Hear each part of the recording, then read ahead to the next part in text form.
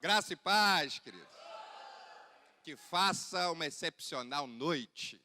Queridos, sem perca de tempo, por favor, Salmo de número 13. Salmos de número 13. Enquanto você localiza o texto bíblico, eu aproveito para fazer algumas considerações. A primeira delas é agradecer ao pastor Josiel pelo convite, pelo carinho, um amigo, um irmão. E quando eu faço menção do pastor, querido, eu faço menção de toda a igreja, então recebo o meu carinho, o meu abraço. Sempre um prazer enorme estar esses dias aqui com os irmãos. Já há algum tempo que eu participo aí dos 12 dias para 12 meses e eu já me acostumei. Se não me chamar agora, eu já fico bravo. Salmos de número 13, queridos. A gente está numa temática que fala do ano do equilíbrio, e é sobre isso que eu quero ministrar na sua vida, e eu quero utilizar o Salmo de número 13 para a gente compartilhar algumas verdades contidas neste Salmo. E o Salmo de número 13 é um salmo escrito por Davi, e Davi escreve o seguinte: até quando, ó Senhor, esquecer-te-á de mim para sempre? Até quando esconderás de mim o teu rosto? Até quando consultarei com a minha alma, tendo tristeza no meu coração cada dia? Até quando exaltará sobre mim o meu inimigo? Atenta para mim, ouve-me, ó Senhor meu Deus. Ilumina os olhos para que eu não adormeça na morte, para que o meu inimigo não diga, prevaleci contra ele, e os meus adversários não se alegrem vindo eu a vacilar, mas confio no seu constante amor, e na tua salvação, e o meu coração se alegra. Cantarei ao Senhor, pois me tem feito muito bem. Queridos, como eu disse, eu não vou fugir à temática, eu acho extremamente importante ministrar no tema que foi proposto. E eu quero utilizar o Salmo de número 13 para compartilhar algumas verdades com você, para que você entenda a como viver uma vida de equilíbrio. Que quando você lê esse Salmo, você percebe que por 4 vezes o salmista faz a mesma pergunta dizendo, até quando? O camarada está vivendo um desespero, ele está vivendo um embalo de emoções a ponto de estar desequilibrado emocionalmente. Porque se ele fizesse apenas uma pergunta, até quando, estava tranquilo. Mas ele, por 4 vezes, ele faz a mesma pergunta para Deus, até quando? Algumas verdades precisam ser destacadas aqui. Se ele está fazendo essa pergunta, até quando? Primeiro, ele está sofrendo.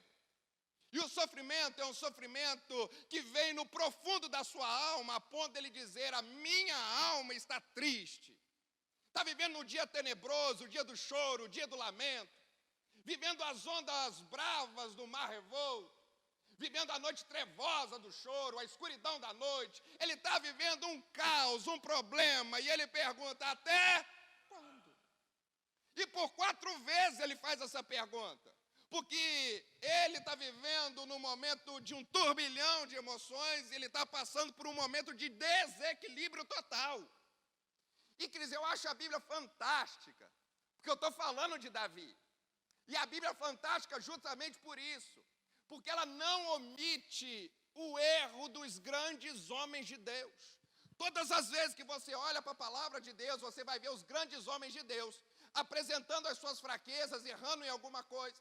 E aqui o salmista, ele não só está passando na adversidade, como ele está vivendo um desequilíbrio emocional nela. E a gente precisa aprender com ele, porque quem de nós nunca, em algum momento da vida, na adversidade, não olhou para o céu e perguntou, Senhor, até quando? Talvez você esteja vivendo esse momento, a prova está durando, a adversidade veio, a noite do choro chegou, e você olha para o céu e clama, Senhor, até quando? Esqueceu de mim? Até quando essa prova vai durar? Até quando essa adversidade vai acontecer? Até quando eu vou sofrer pela enfermidade? Até quando? É isso que o salmista está perguntando. E eu estou falando de ninguém mais, ninguém menos, que o homem segundo o coração de Deus. Estou falando de Davi. E não foi ele que disse que era o homem segundo o coração de Deus, não. Foi o próprio Deus que olhou para ele e disse: esse é segundo o meu coração. Eu estou falando de um homem, queridos, que venceu um urso e um leão na sua juventude. Eu estou falando de um homem que venceu inúmeras batalhas na sua vida, a ponto das mulheres cantarem, comporem uma canção para ele. Saul matou milhares, mas Davi milhares de milhares. Eu estou falando de um cara que é vencedor, que é triunfante. Estou falando de alguém que foi ungido para ser rei, ainda jovem, ainda na sua mocidade. Estou falando de alguém que venceu um guerreiro com mais de 3 metros de altura, 200 quilos. Só para você ter noção, que eu tenho 1,90 m, 90 quilos. Imagine um camarada com 3 e 200 quilos. E não é 200 quilos de gordura não, filho. É 200 quilos de músculo. A ponto do seu escudo pesar 60 quilos. Era como se ele carregasse Davi na mão. E é esse guerreiro que Davi vai vencer com uma pedra e uma funda. É deste homem que eu estou falando. E agora, ele está olhando para o céu e está dizendo: Senhor, eu não aguento mais. Até quando? Aqui ele apresenta um desespero, um desequilíbrio emocional.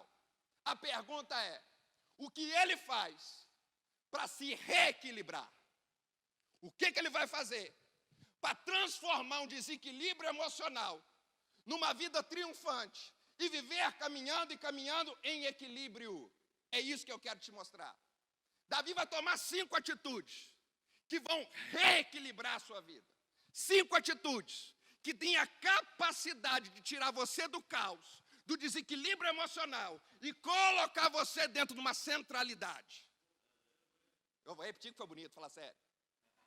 5 atitudes que têm a capacidade de reorganizar os seus sentimentos e os turbilhões que a vida te apresentou. 5 lições que vão te reequilibrar no ano de 2023. Primeira lição que Davi toma. Se você olhar os versos 3, a primeira coisa que ele faz quando ele está vivendo um caos na vida, ele dobra o joelho e vai orar. Ah, não, para, vou repetir. Vou repetir que você não pegou. Está vivendo um desequilíbrio emocional. Está na prova, está no caos. E a primeira coisa para sair disso, ele olha e diz: eu vou orar. Primeira atitude que eu e você precisamos tomar para viver uma vida de equilíbrio é você dobrar os seus joelhos em oração. Eu sei que parece clichê, querido, todo mundo fala de oração, mas a gente precisa entender isso. Se você quiser viver um 2023 equilibrado, conseguir chegar aonde Deus quer que você chegue, você precisa se reequilibrar e viver uma vida de equilíbrio. E a primeira forma de fazer isso é colocando o joelho no chão. Só se caminha na corda bamba da vida quando os seus joelhos se dobram, quando você busca Deus em oração. É assim que você caminha e é assim que você chega. E é isso que Davi vai fazer.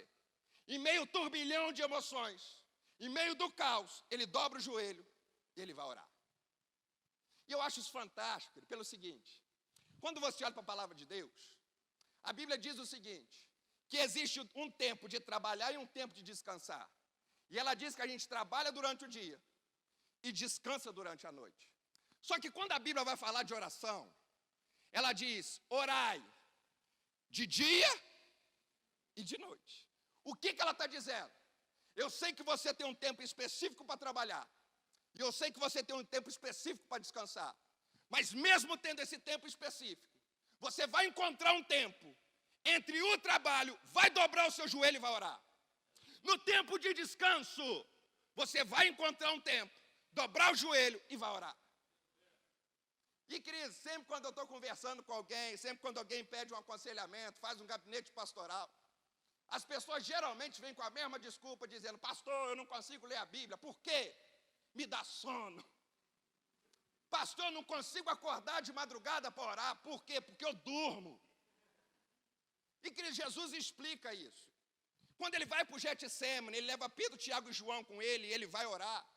E quando ele termina de orar, ele volta. O que os discípulos estão fazendo? Dormindo. Aí Jesus, nervoso, vai dizer: vocês não puderam nem vigiar 1 hora comigo? E aí ele diz: O espírito está pronto, mas a carne é fraca. E eu vejo muita gente interpretando e usando esse versículo de uma maneira incorreta.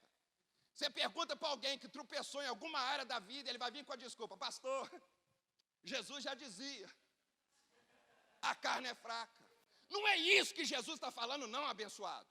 Então, a partir de hoje, você vai parar de usar essa desculpa, porque não é sobre isso que ele está falando. Até porque, se você tropeçou em alguma área da vida, não é a carne que é fraca, ela que é forte. Se fosse fraca, você tinha vencido. Mas ela é forte, a ponto de você não conseguir vencer. Mas não é sobre isso que Jesus está falando. Ele está falando de oração. E aí ele diz, o espírito está pronto, mas a carne de vocês é fraca. O que ele está dizendo? Todas as vezes que você estiver disposto para orar, o espírito vai estar como? Eu quero. Eu vou. A carne está como? Porque é assim que acontece. A sua carne não quer.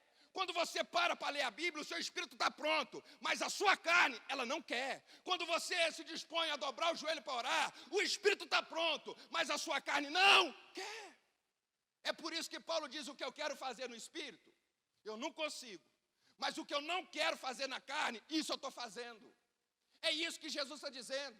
E eu te dou exemplo prático sobre isso. Que você passa a madrugada inteira assistindo Netflix tranquilo. Mas as mesmas pessoas que passam a madrugada inteira maratonando série, são as mesmas pessoas que vêm com desculpa que não conseguem orar de madrugada. As mesmas pessoas que passam tempo festejando em família e vira à noite, como aconteceu na virada do ano, aposto que você quiser, que você passou a virada acordado, e pior, comendo. Aí você olha, pastor, você também passou? Passei não. Porque desde que eu aprendi essa lição, todas as viradas de ano, eu passo orando. Não, ouvi 2 aleluia, glória a Deus, vou repetir. Desde que eu me entendo por gente, 10 minutos antes da meia-noite eu dobro meu joelho. E levanto 10 minutos depois. Eu passo a virada orando e eu quero te ensinar uma lição. Todas as vezes que você termina um ano orando e começa o outro orando, você está declarando, eu dobro o meu joelho aqui, para caminhar de pé 12 meses para frente. Eu vou melhorar. Eu vou dobrar os meus joelhos na virada. Vou me passar com os joelhos dobrados, me prostrado a Deus. E a minha atitude de virar o ano com o joelho dobrado vai me capacitar para viver 12 meses andando de pé, triunfante na presença dEle.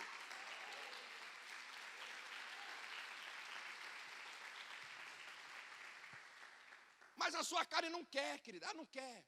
Por isso que Jesus está dizendo, o espírito está pronto, mas a carne é fraca, ela não vai querer fazer isso. Por isso que todas as vezes que você dispõe a orar, querida, você até ora, dobra o joelho. Dobrou, você orou, quando você olhou no relógio, passou 2 minutos. Fala, é assim, eu sei, queridão. Você está ali com o joelho dobrado, orando, as palavras acabaram. Você olha você acha que orou meia hora. Você olha no relógio, 2 minutos. Porque é assim que acontece. Porque a sua carne não está disposta a fazer isso. E deixa eu te ensinar uma lição. Que quando você dobra o joelho para orar, os primeiros minutos é uma prova. Você dobrou para orar, você está ouvindo tudo que está acontecendo ao seu redor. Você dobrou o joelho para orar, você está pensando no boleto que tem que pagar amanhã. O som do externo te afeta na sua oração. Isso no começo. Mas à medida que você vai orando, você vai mortificando a carne. 30 minutos de oração, é aí que o negócio começa a ficar bom. 1 hora, você entra num ambiente de oração. É nesse ambiente que você começa a chorar. Só que pouca gente consegue chegar nele. Porque a carne vai te vencendo no processo. O que o salmista está dizendo é, eu dobro o meu joelho para orar, porque eu sei que para viver uma vida de equilíbrio, eu preciso estar com os joelhos no chão. Entenda, querido. Já viu aqueles camaradas do circo, chamado equilibrista, que anda na corda bamba? Já ouviu? Ele anda segurando um negócio chamado maromba, que é a vara, para você que não sabe. Também sou cultura. Segurando a vara, para que é ela que dá equilíbrio. O que eu quero que você entenda é que a gente vive numa corda bamba. A vida é uma adversidade, Mas a cada passo que você dá, se você não estiver segurando essa vara, você desequilibra. Mas todas as vezes que você dobra o joelho para orar, Deus se torna o equilíbrio da sua vida. E você consegue caminhar e chegar aonde Ele quer que você chegue. Então entenda e aprenda. Quer viver uma vida de equilíbrio? Começa a colocar joelho no chão, para que 12 meses sejam abençoados sobre você. É a primeira coisa que o salmista vai fazer. Vai dobrar o joelho e vai orar. Que lá na igreja, isso já tem pelo menos uns 4, 5 anos. Tem membro lá da igreja aqui. Dos 200 membros que a gente tem lá, o culto de ensino vai 10. Não, é sério. Domingão, lotado. Terça-feira, 10. E é sempre os mesmos 10. Não muda não. E eu me lembro que já há alguns anos, uns 5 anos atrás, a minha filha, eu tenho uma filha especial, para quem não sabe, e ela sempre acordava às 3 horas da manhã. Todo dia, toda noite. Acordava, e ela não acordava chorando não, ela acordava mandando um beijo e batendo palma. Para eu acordar. Eu acordava, brincava um pouquinho com ela, ela dormia, eu ficava acordado. O que eu ia fazer? Ia orar. E eu sou muito ruim de memória, muito ruim de memória. Então, naquela época, todos os irmãos que me pediam oração, eu anotava num papelzinho e colocava no bolso do terno. E eu me lembro que uma dessas vezes que a Andresa acordou, eu peguei o terno, tirei os pedidos de oração e comecei a orar. E eu estava orando para um irmão que estava desempregado. E eu orando aqui, e de repente eu voltei. Sabe quando você volta na oração? Onde que eu estou? Isso acontece com quem ora, tá? Se você não sabe o que é isso, é porque... Você está orando, de repente você volta. Onde que eu estou? Eu estou orando. E aí, querido, eu olhei para aquele pedido de oração, irmão desempregado, eu comecei a pensar comigo. Calma aí. Eu estou empregado. Eu tenho que acordar 3 horas da manhã para orar para o desempregado enquanto ele dorme. Eu comecei a falar, não, isso está errado. Eu falei, o que ele está fazendo nessa hora? Ele está dormindo e eu estou orando por ele? Está errado. Marquei culto de ensino na igreja na terça-feira. Cheguei lá e falei, irmãos, parei de orar por vocês. Os irmãos arregalaram um olhão, como assim, pastor? Você vai parar de orar? Eu falei, agora eu oro por vocês, mas com vocês. Eles falaram, pastor, como é que vai funcionar? Eu falei, seguinte, todas as vezes que vocês me pedirem oração agora, eu vou pegar o telefone de vocês, vou anotar, e 3 horas da manhã, eu vou te ligar. E no domingo, apareceu o mesmo irmão, que ele não estava na terça. Aí no domingo ele falou, pastor, ora por mim. Eu falei, oro, varão, dá seu número aí. De bom grado ele me deu. Anotei, salvei. 3 horas da manhã, quem que acorda? A Andresa. Falei, vou orar. Peguei o irmão, falei, ih, rapaz, desse aqui eu tenho o número. Liguei para ele. Chamou, ninguém atendeu. Eu falei, não tem problema, eu já estou acordado mesmo. Na sexta, ele atendeu. Ô, pastor, aconteceu alguma coisa? Eu falei, aconteceu, varão, vamos orar. Querido, ninguém mais me pede oração nessa vida. Porque, na verdade, a gente não gosta de orar, a gente gosta de terceirizar a oração. Quer ver um exemplo? Você encontra com alguém na rua, e essa pessoa te pergunta, como é que vai? Você está na prova, você diz, rapaz, estou numa prova. Aí você diz, ora por mim. Mas você mesmo não ora. Entenda e aprenda. Quer viver uma vida de equilíbrio? Quer viver uma vida abençoada? Quer conseguir andar na corda bamba da vida? Dobra o seu joelho, peça a Deus em oração, para que Ele conduza a sua vida de uma maneira equilibrada. É a primeira atitude do salmista. Segunda atitude que ele vai fazer. O texto diz, verso de número 4. Ele vai dizer o seguinte, verso 5. Primeiro ele ora. O verso 5 abre com ele está dizendo, mas eu confio. Segunda atitude que você tem que tomar, aprender a confiar em Deus. Só vive uma vida de equilíbrio quando você confia em Deus. É impossível caminhar na corda bamba da vida se você não confia em Deus. Ele ora e ora confiando. Tiago escreve, quando fores orar, ora não duvidando, porque aquele que duvida é semelhante às ondas do mar que o vento leva. O que ele está dizendo? Ora e ora confiando. Porque tem gente que até ora, mas aí já levanta a adoração como? Mas será mesmo? Queridão, se você está orando, confia que Deus vai operar e vai mover na sua vida. A gente precisa aprender a confiar em Deus. Outro dia, pregando numa igreja, terminou o culto. Eu estava caminhando para o final da igreja para vender os livros. No meio da igreja, um jovem me parou e disse, pastor, me ora. Eu falei, o quê? Ele, me ora. Eu falei, ô varão, eu sou mineiro. E no meu dialeto, me ora para mim é melhora. Ele falou, não, pastor, ora por mim. Eu falei, aí sim. E aí, quando eu fui orar, eu perguntei, mas qual que é o seu nome? Aí ele me disse o nome dele. E eu falei, mas qual motivo você quer que eu ore por você? Tem um motivo específico? Ele falou, pastor, ora por mim, porque eu vou fazer um concurso. Eu falei, você está estudando? Ele falou, pastor, estou estudando demais. Eu falei, então você já passou, cara. Ele falou, não, pastor, não é bem assim. Eu falei, por que não? Ele falou, pastor, tem muita gente, é muito concorrido. Eu falei, varão, era para os outros estar com medo de você e não você com medo deles. Ele falou, não, pastor, é porque é muito difícil. Eu falei, varão, é difícil para todo mundo, não é só para você. Ele falou, não, pastor, você não está entendendo. Eu falei, então me explique. Ele falou, pastor, é que tem pouca vaga. Eu falei, oxe, eu achei que você precisasse só de uma. Ele falou, pastor, não dá para conversar com você não. Eu falei, eu sei, vou orar. Quando eu estendi a mão para orar por ele, ele fechou os olhos. E quando eu fui começar a orar, ele abriu um só. Ele falou, aqui, mas faz uma oração forte. Porque eu não vou passar. Eu falei, então fecha o olho. Quando ele fechou o olho, eu fui embora. Eu já estava no final da igreja, quando ele abriu, ô pastor! Eu falei, oi, e você já me orou? Eu falei, rapaz, eu já cheguei aqui bem.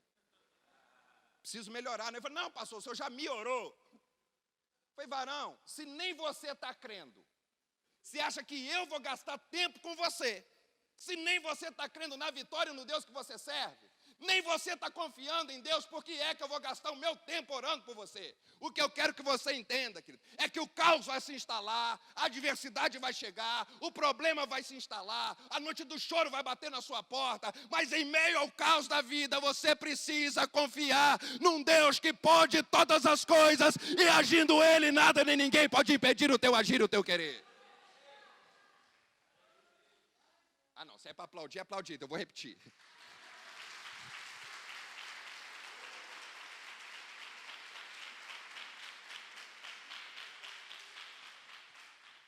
Você precisa confiar em Deus, querido. Quem não confia em Deus vive uma vida desequilibrada. Porque o problema chega, você arranca os cabelos da cabeça, você se desespera, você quer dar cabo da própria vida, você quer jogar tudo para o alto, você quer fazer tudo, você quer largar tudo e abandonar tudo. Por quê? Você está vivendo uma vida desequilibrada, porque você não confia. A confiança te equilibra. Vou repetir. A confiança é um ponto de equilíbrio na sua vida. Se você não confia num Deus que tudo pode, que tudo faz, que tudo opera e que está regendo a sua vida, você se desespera. E se desesperar, você se desequilibra. E se desequilibrando, você cai. É por isso que muita gente está caindo, porque está vivendo uma vida desequilibrada. As eleições passaram agora. E aí eu vi uma galera querendo dar cabo da própria vida. Pastor, o mundo acabou. Falei, varão, existe um Deus reinando acima de tudo e de todos. Não confie em homens, continue confiando em Deus. Não dá para desesperar. Pastor, eu estou enfermo. Continue confiando, queridão.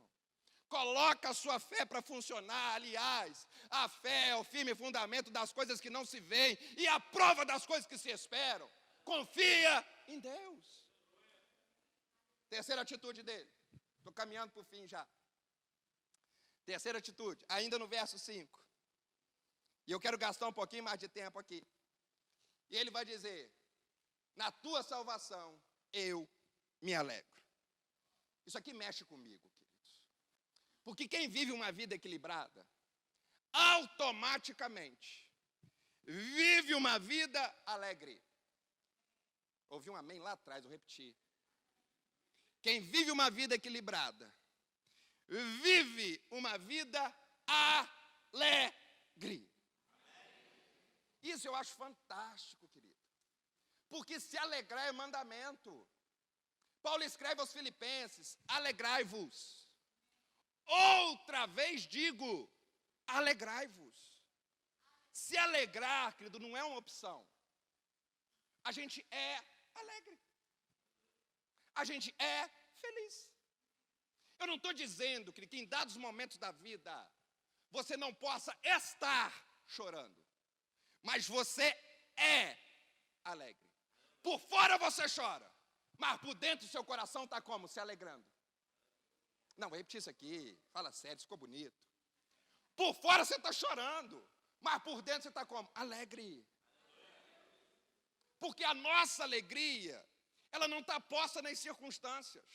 A nossa alegria está posta em Deus.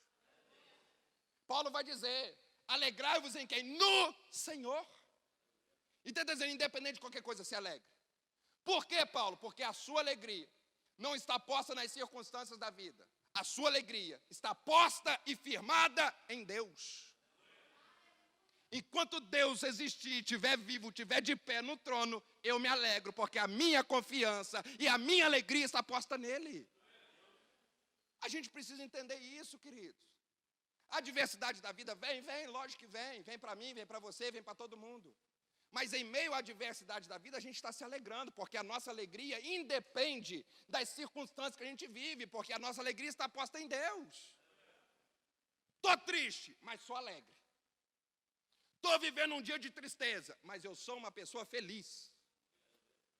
E é isso que o salmista está dizendo. Ele está na prova, queridão. Ele está dizendo, até quando? Não aguento mais. Os inimigos vão prevalecer contra a minha vida. Vou morrer, a adversidade veio. Até quando? Mas em meio ao caos, ele está dizendo, mas eu me alegro. A gente tem que aprender isso, queridos. A gente tem que entender isso. A gente precisa viver uma vida e uma vida de alegria. O apóstolo Paulo, ainda no capítulo 4 aos Filipenses, ele vai escrever: já aprendi a passar fome, já aprendi a ter fartura. Mas aí ele diz, mas o segredo que eu aprendi é viver uma vida alegre. Não, vou repetir. Ele está dizendo, eu já experimentei tudo nessa vida. Mas um segredo que eu aprendi é viver uma vida alegre. Queridos, tem um conferencista americano, na verdade um evangelista, chamado Billy Sunday. Ele escreve uma das frases que eu acho das mais fantásticas. Ele diz o seguinte: se você não vive uma vida alegre, o seu cristianismo está com vazamento. Ah, para! Ele diz o seguinte: se você não vive uma vida alegre, o seu cristianismo está com vazamento. Porque o cristianismo, Cristo é a nossa alegria. Não importa o que a gente está passando, Ele é a nossa alegria. Pastor, eu estou enfermo, mas estou alegre. Estou na prova, mas estou alegre. Estou na escassez, mas estou alegre. Estou na adversidade, mas eu estou alegre. Porque a minha alegria não está posta nas circunstâncias da vida. A minha alegria está posta no autor e consumador da minha fé.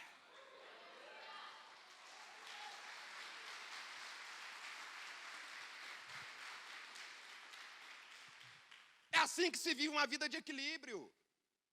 Porque eu fico impressionado com a galera. Tem uma galera que você encontra com ele 10 vezes no ano. As 10 vezes. Você pergunta, e aí, varão, como é que tá? Pastor. Põe até a mãozinha assim, pastor. Estou aguentando mais. Querido, uma melancolia, uma tristeza, que você fica triste de ver ele triste.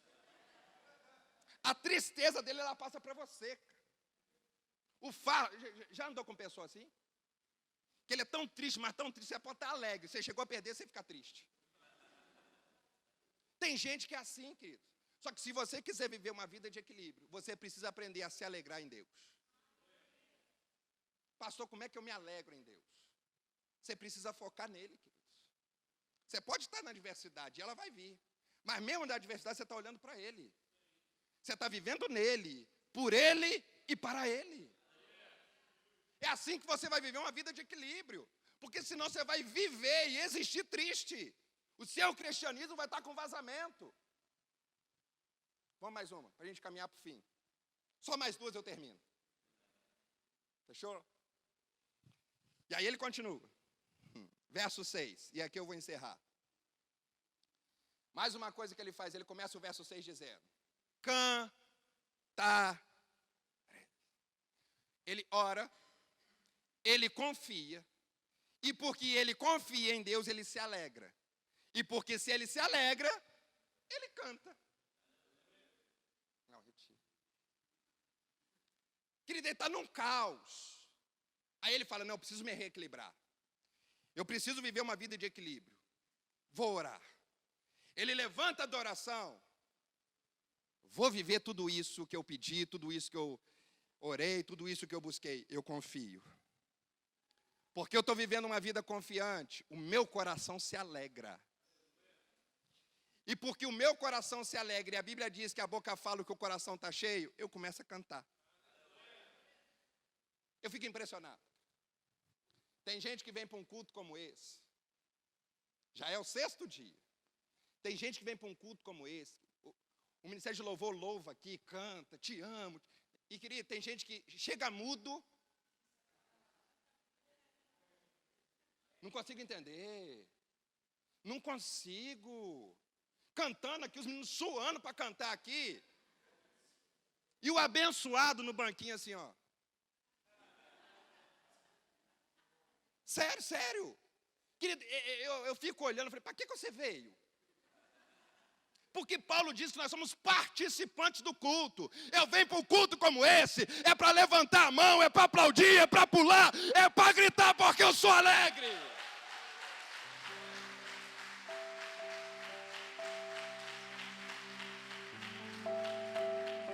É isso que a gente precisa entender. Eu não sei cantar, nada canto e nada cantarei. Mas se você estiver cantando aqui, filhão, eu estou cantando junto.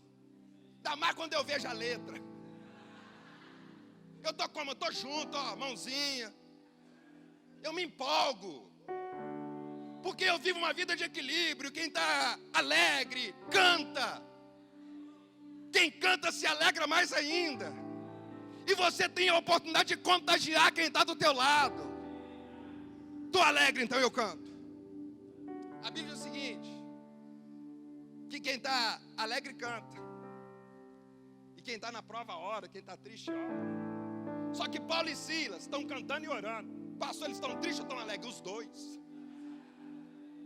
Mas a adversidade da vida não impede eles de cantar, de louvarem a Deus. E a mesma Bíblia diz que quando eles estão cantando, os alicerces da prisão são abalados, as correntes deles são soltas, e eles saem do lugar de prisão para um lugar de triunfo. Entenda e aprenda que independente das circunstâncias, quando você começar a cantar a sua canção, o seu louvor e a sua adoração, tem a capacidade de romper as prisões que estão impedindo você de romper e de chegar. O ano está só começando. Você tem a oportunidade hoje de quebrar as cadeias, de romper os grilhões, de vencer tudo aquilo que te prende, para que você comece um ano rompendo, avançando, progredindo, chegando aonde Deus quer que você chegue. A última, fecha agora. Já falei isso 10 vezes, mas agora é sério. E a última é a melhor de todas, porque ele termina o verso 6 dizendo: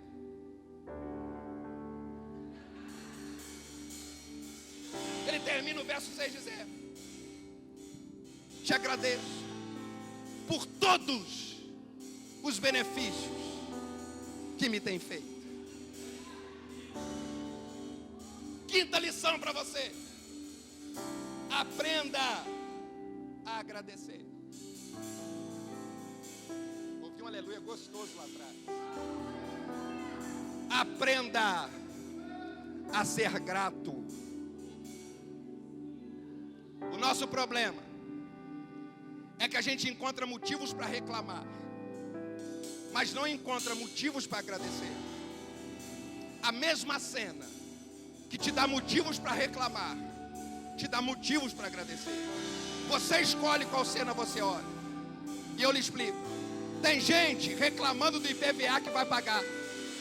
Está olhando para a cena errada. Você devia estar agradecendo, porque você tem IPVA, você tem carro. Tem gente reclamando de estar andando a pé. Está olhando para a cena errada. Deveria estar agradecendo, porque você tem força para caminhar. Quanta gente queria estar andando e não pode. Gente reclamando de estar pagando aluguel. Deveria estar agradecendo, porque tem um teto sobre a sua cabeça. O nosso problema é que a gente é mestre em reclamar e é analfabeto em agradecer. Encontre motivos para agradecer. Mais de 800 mil pessoas morreram. Você está aqui. Tem gente que não acordou hoje pela manhã. Você está de pé. Tem gente que daria tudo para estar aqui, mas não pode. E olha você aqui.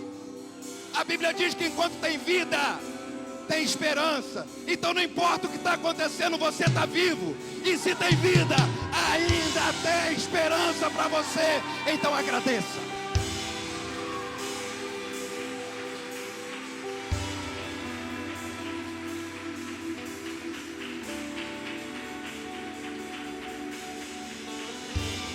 Só para você entender. Eu disse, quem me conhece sabe que eu tenho uma filhinha especial, a Andresa. Vai fazer 9 anos esse ano.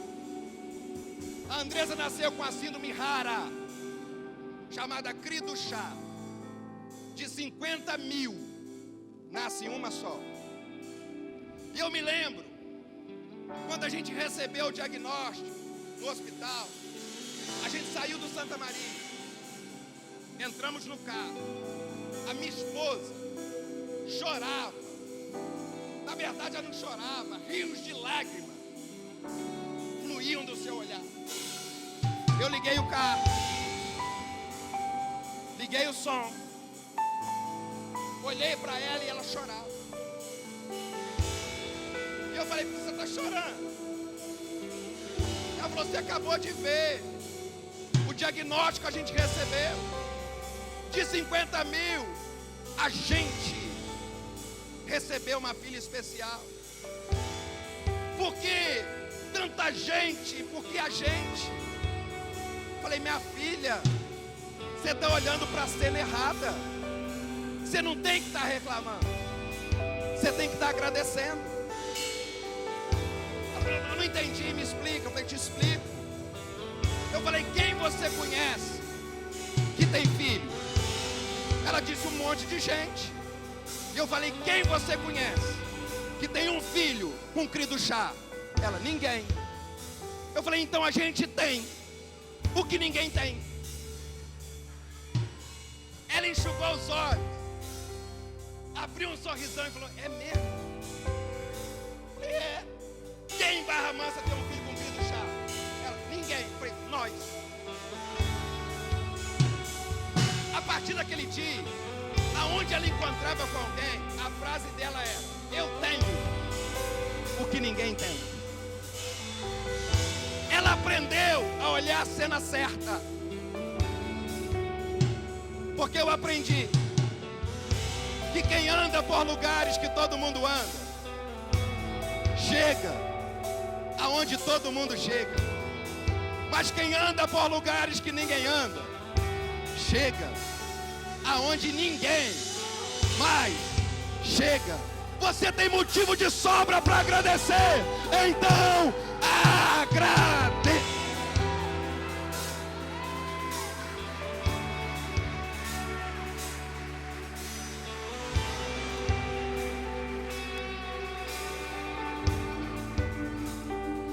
Concluo. começa o Salmo 13 dizendo: até quando? Os inimigos vão triunfar sobre mim, eu vou morrer. Ele começa no desespero. Aí ele ora,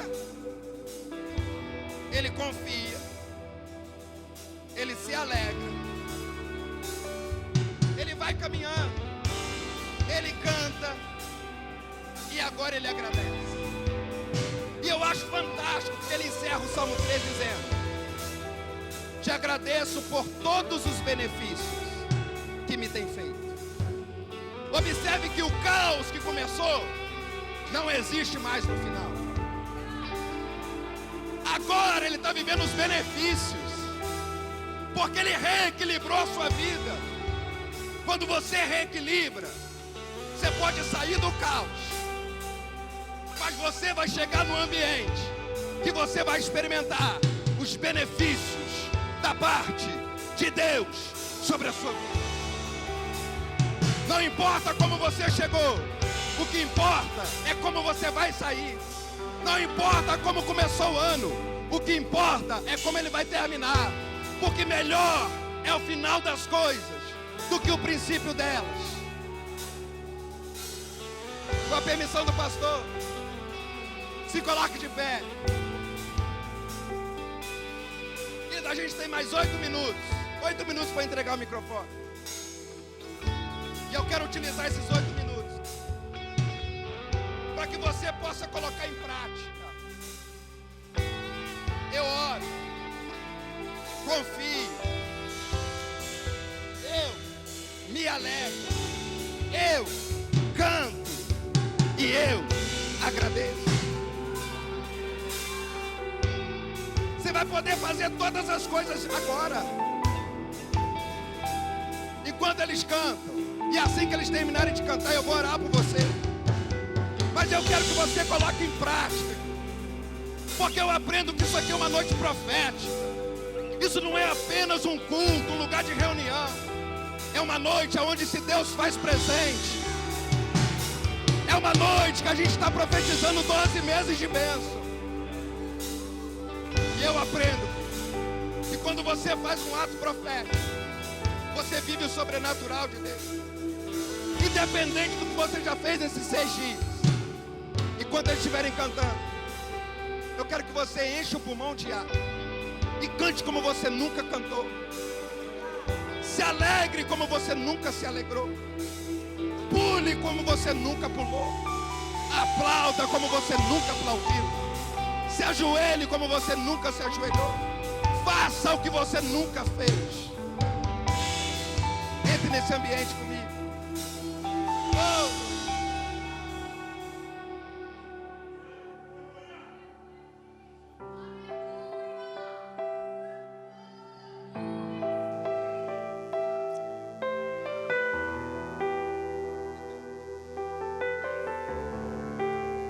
Vem comigo.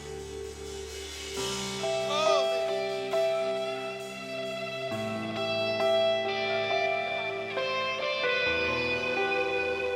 eu creio, Pai. O fogo não me queima, nas águas não vou afundar, pois estás comigo. Oh, Não estou sozinho. Eu estou guardado no esconderijo. aleluia. Não estou sozinho. Tu estás comigo. Temer porque se eu estou guardado, porque nunca perdeu batalhas. Seu nome é Jeová Jireh. Eu creio em ti. Haja o que houver,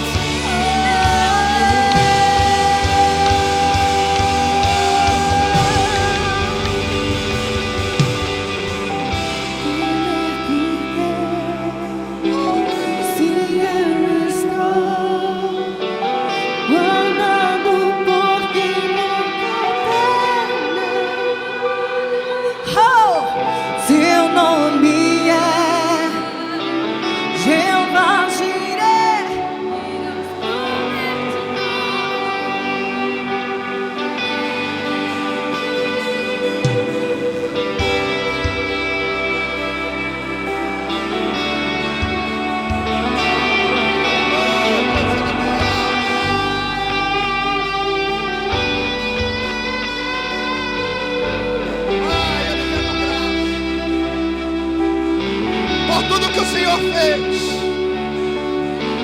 pela tua palavra, Senhor. Que ela possa alcançar guarida, crescer e produzir fruto na vida do teu povo. Que esse ano possa ser um ano de equilíbrio, em que a gente começa, mas termina. Que o Senhor nos segure, nos ampare, seja o nosso baluarte, seja o nosso escudo, seja a nossa muralha forte, a nossa proteção. Que a gente termine muito melhor do que começou.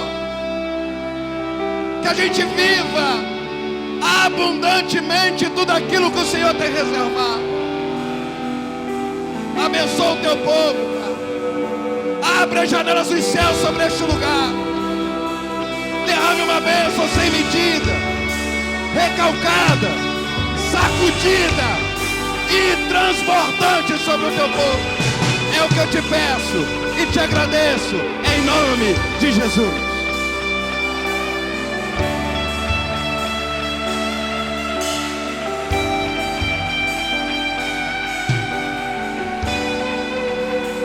Santo é teu nome, Pai. Nós oramos, Pai, agradecendo ao Senhor por mais um culto, por mais um tempo na tua casa, podemos ser ministrados, Pai, pela vida do teu filho. Nós oramos, Pai, pela vida do pastor Anderson, Pai. Pedimos ao Senhor que o Senhor abençoe a casa, abençoe a família, abençoe o ministério, abençoe, Senhor, tudo aquilo, Pai, a qual, Senhor, o Senhor tem para o teu filho, Senhor, levando ele sempre a viver, Pai, o melhor que o Senhor tem, Pai. Nós oramos também, Pai, por cada um, Pai, que entrou neste lugar, pela vida de cada membro, pela vida de cada visitante, Pai. Que o teu poder e a tua graça esteja sobre nós, que nós possamos sair daqui, Senhor, com uma fé, Pai, fortalecida, Pai, crendo naquilo que o Senhor irá realizar, crendo naquilo que o Senhor irá fazer, Pai. Nós, Senhor, vivemos assim, Pai, não por vista, mas por fé, crendo nas coisas que o Senhor irá realizar sobre nós, Pai. Que o Senhor possa levar cada um em paz, debaixo da tua segurança, debaixo da tua proteção, debaixo das tuas mãos poderosas. Em nome do Senhor Jesus, é o que oramos e agradecemos ao Senhor. Amém, e amém, e amém. Deus abençoe.